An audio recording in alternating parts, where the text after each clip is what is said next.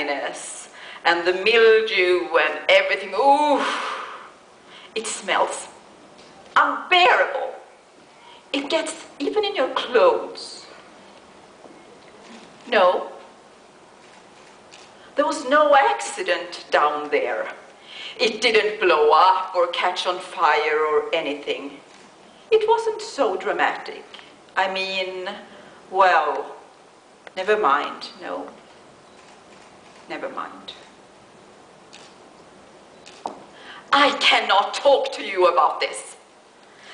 I mean, why is a smart girl like you going around talking to old ladies about their down there for? We didn't do this kind of a thing when I was a girl. What? What? Oh, Jesus. All right then. Okay. There was this guy, Andy Leftcom. He was cute. Well, at least I thought so. And tall like me. And I really liked him. He asked me out for a date in his car. No, I cannot tell you this. I can't do this talk about down there. You just know that it's there. Like the cellar. There is rumbles down there sometimes. You hear the pipes, and things get caught there. Little animals and things, and yes, it gets wet. And sometimes people have to plug up the leaks. Otherwise, the door stays closed, and you forget about it. I mean, it's a part of the house, but you don't see it or think about it. It just has to be there, though, because every house needs a cellar. Otherwise, the bedroom would be in the basement. Oh, Andy Leftcom. Andy. He was very good looking. He was a catch.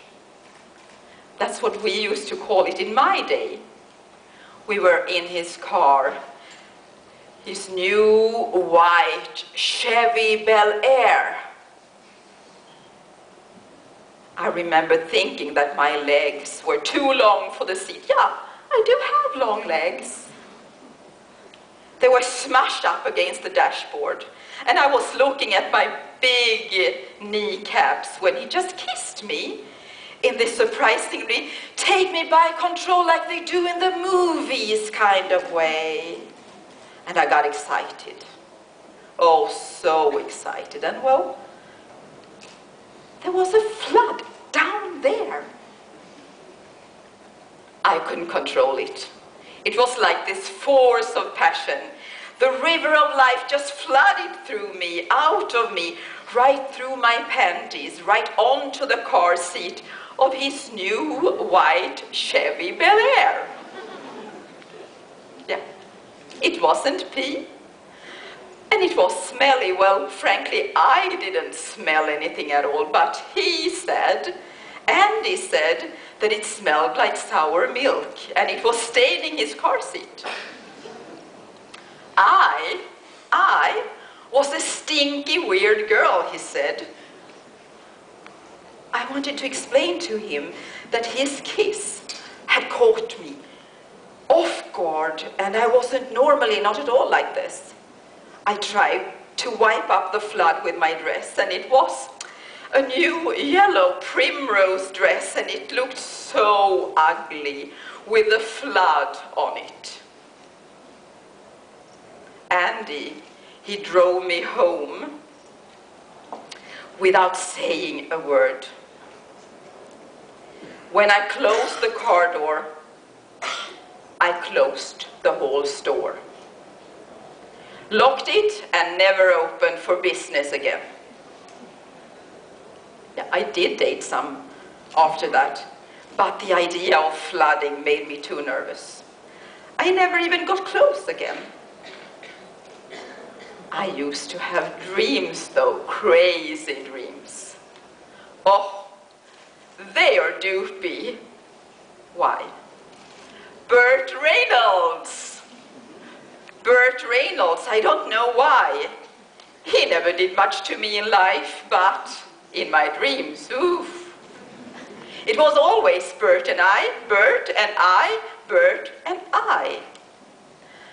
It was always the same general dream. We'd be out, Bert and I. It was some restaurant like the kind you see in Atlantic City. All big with chandeliers and thousands of waiters with the vests. And Bert, he would give me this orchid corsage, and I'd pin it on my blazer, and we'd laugh. We were always laughing, Bert and I. Laughing, laughing, laughing. We'd eat shrimp cocktail, huge shrimp, fabulous shrimp, and we'd laugh even more. We were very happy together. Then, he would look into my eyes and pull me to him in the middle of the restaurant, and just as he was about to kiss me, the whole restaurant would start to shake. And pigeons would fly out from under the table. I don't know what they did there in the first place. And the flood would come straight from down there. It would pour out of me. It would pour and pour and pour. There would be fish inside it, and little boats. And the whole restaurant would fill with my flood. And Bert, he would be standing there, waist deep in the flood, looking horribly disappointed at me that I'd done it again.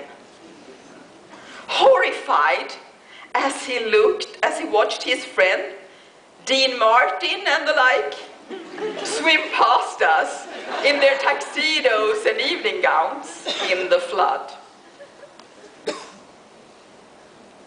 I don't have those dreams anymore. Not since they took away just about everything connected with down there. Moved out the uterus, the tubes, the whole works. The doctor, he thought he was being funny. He told me, if you don't use it, you lose it. But really, I found out it was cancer. Everything around it had to go. Who needs it anyway? Highly overrated. I've done other things. I love the dog shows and I sell antiques.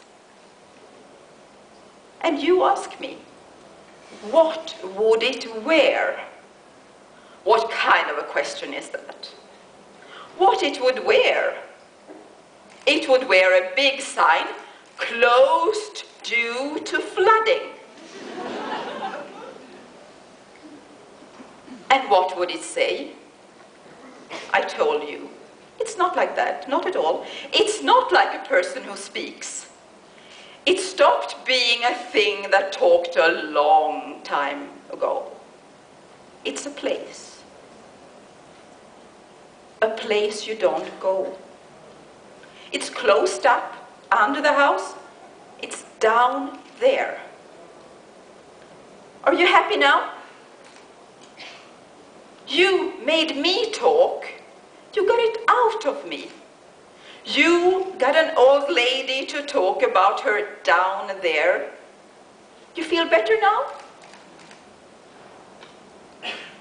You know, actually, you are the first persons I ever told about this. And yes, I feel a little better.